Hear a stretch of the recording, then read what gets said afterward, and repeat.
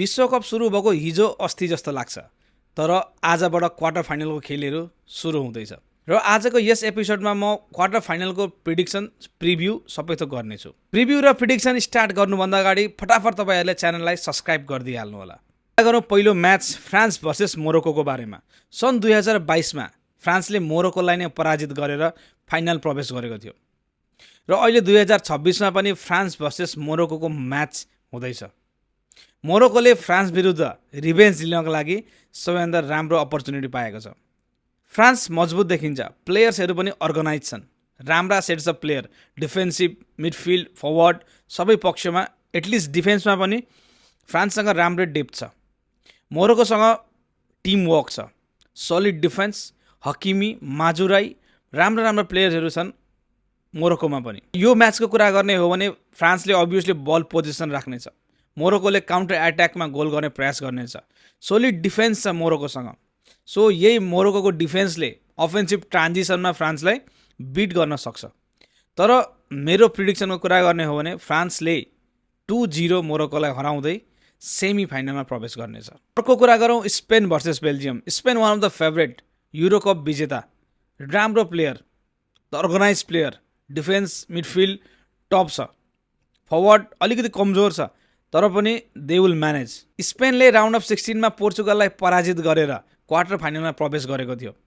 उता बेल्जियमले पनि निकै फराकिलो गोल अन्तरले जित्दै क्वार्टर फाइनलमा प्रवेश गरेको छ। स्पेनको ball position, short passing, high line passes र डोमिनेटिङ फुटबलको लागि एकदमै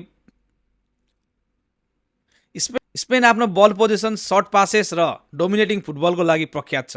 उता बेल्जियम पनि राम्रै लयमा छ। रोमेलो लुकाकुले ब्याक टु ब्याक स्कोर गरिरहेको मलाई जहाँसम्म लाग्छ पहिलो हाफ निकै नै टाइट हुनेवाला छ र सेकेन्ड हाफ एकदमै एग्रेसिभ हुनेछ, जहाँ स्पेनले 2-0 को गोल अन्तरले बेल्जियमलाई पराजित गर्दै सेमी फाइनलको यात्रा तय गर्नेछ।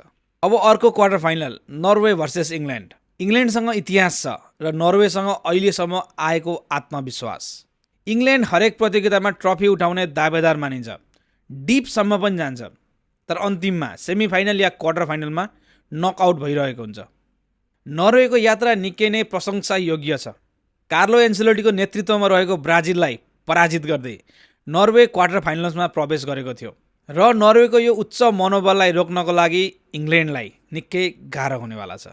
नर्वेसँग हार्नको लागि केही पनि छैन, तर इङ्ल्यान्डले जित्नै पर्ने दबाब छ। हल्यान्डले राम्रो प्रस्तुति गर्नेछन्, तर हारे भने पनि त्यति प्रेसर हुने छैन। इङ्ल्यान्डमाथि निकै नै प्रेसर रहनेछ। मेरो यो म्याचको प्रिडिक्सनको कुरा गर्ने हो भने खेल ड्र हुनेछ, टाई ब्रेकरमा जानेछ र पेनाल्टीमा इङ्ल्यान्ड घर फर्किनेछ। नर्वेले इङ्ल्यान्डलाई टाई ब्रेकरमा हराएर सेमी फाइनलको यात्रा तय गर्नेछ। र फटाफट अर्को म्याचको कुरा गरौँ अर्जेन्टिना भर्सेस स्विजरल्यान्ड। यस, कन्ट्रोभर्सी भइरहेको छ। एफबिआईले अर्जेन्टिना फुटबल टिममाथि इन्भेस्टिगेसन स्टार्ट गरिसकेको छ। $300 मिलियन को मनी लन्ड्रिङ र फ्रडको केस, कता रुमर्सहरू पनि आइरहेको छ। तर यो सबै कुराहरूलाई साइड राखौँ। अर्जेन्टिना भर्सेस स्विजरल्यान्डको म्याचमा अर्जेन्टिनाले इजी विन निकाल्नेछ। मेरो लागि 4-0 या 4-1 को फराकिलो गोल अन्तरले जित्दै अर्जेन्टिना सेमी फाइनलमा प्रवेश गर्नेछ। किन भन्दाखेरि जुन तरिकाले अर्जेन्टिनाले throughout the season group स्टेजदेखि राउन्ड अफ 32 राउन्ड अफ 16 मा प्रस्तुत गरिरहेको छ आफूलाई, त्यो अनुसारले अर्जेन्टिनाको प्रिडिक्सन गर्नु एकदमै इजी छ। अर्जेन्टिनाले एकदमै सहज आफ्नो जित निकाल्नेछ यस म्याचमा। अर्जेन्टिनालाई रोक्न कसैले पनि सक्दैन। त्यो थियो मेरो क्वार्टर फाइनलको प्रिडिक्सन। तपाईँलाई मेरो प्रिडिक्सन कस्तो लाग्यो? सहमत हुनुहुन्छ भने कमेन्ट गर्नुहोस्, हुनुहुन्न भने पनि कमेन्ट गर्नु होला र सब्स्क्राइब गर्न नबिर्सनु होला। पुरा भिडियो मेरो युट्युब च्यानलमा रहेको छ, लिङ्क बायोमा छ, गएर चेकआउट गर्नु होला। Thank you so much.